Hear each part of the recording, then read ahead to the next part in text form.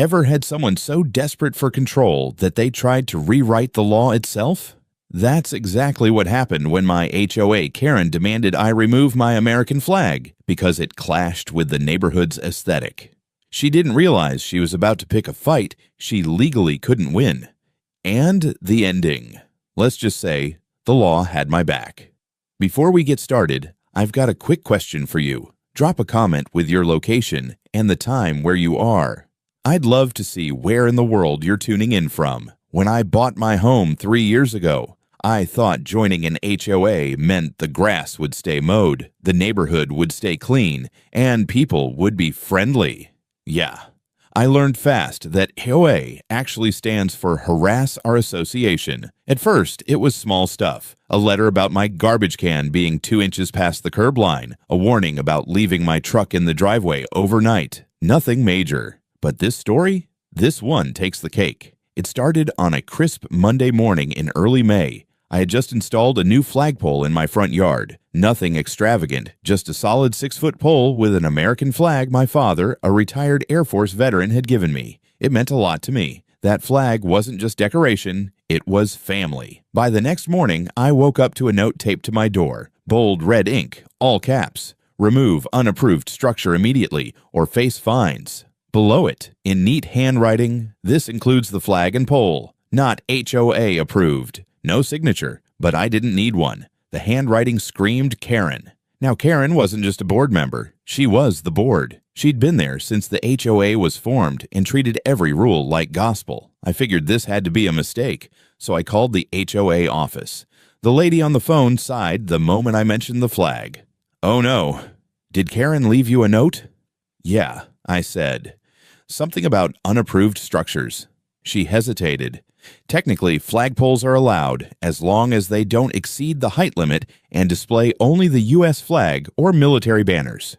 "Which mine doesn't," I replied. "It's 6 feet, just Old Glory." She paused, then whispered, "I'll talk to her. She's particular."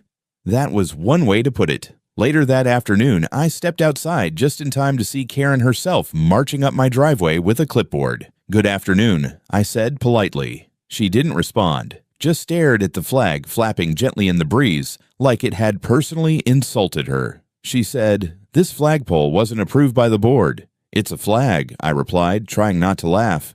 I didn't think I needed permission to be patriotic. Her lips tightened. "It violates HOA design standards. We can't have mismatched aesthetics. The pole color doesn't blend with the neighborhood palette." "Ma'am, it's silver." "Exactly." I blinked. "You're serious?"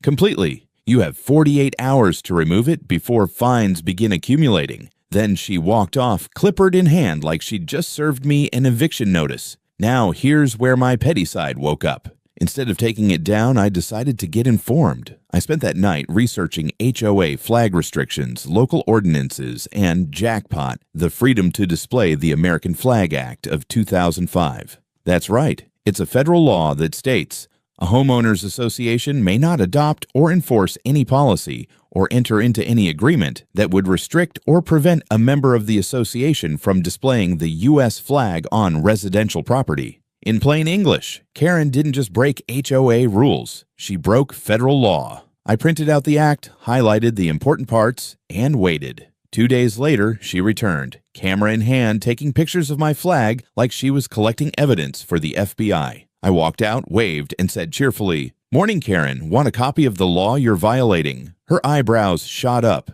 "Excuse me?" I handed her the printed copy. Freedom to Display the American Flag Act. Section 2B, paragraph 1, says HOAs can't restrict the U.S. flag. She scanned it, then scoffed. "That doesn't apply here." "Oh, it applies everywhere in the United States," I replied, grinning. "Federal law beats HOA guidelines last I checked." Her face turned red, the same shade as the ink she used on her notices. She snapped, "We'll see about that," and stormed off. The next day, I got an official HOA violation letter with a $200 fine attached. Now, at this point, most people would get angry, but I was calm because I knew something she didn't. The HOA president was a retired Marine. I reached out to him directly and explained what happened. I attached copies of the law, the letter, and the photos of her violation notice. 2 days later, I got an email back. Thanks for bringing this to my attention. You're absolutely correct, and this will be handled immediately." That same evening, I saw a small gathering at the HOA office.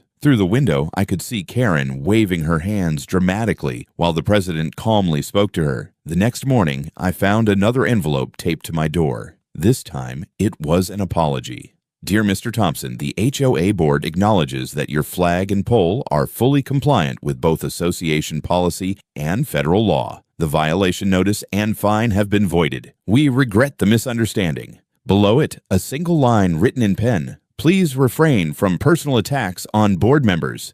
Nice try, Karen, but here's the kicker. A week later was Memorial Day. I decided to host a small barbecue. Nothing fancy, just a few neighbors, some burgers, and a cold beer or two. When people arrived, they immediately noticed something new. I had added a second flagpole, this one smaller, flying the flag of the U.S. Marines, as a tribute to the HOA president and my dad. And guess who had to approve it personally? That's right, Karen, because after that incident, the board passed a new rule. Any HOA official making a complaint must submit it to the full board before taking action. Translation: Karen lost her solo power trip. For the rest of the summer, she avoided me entirely. But one day, I caught her walking her dog past my house. She glanced at the flags, sighed, and said under her breath, "It does look nice." I smiled.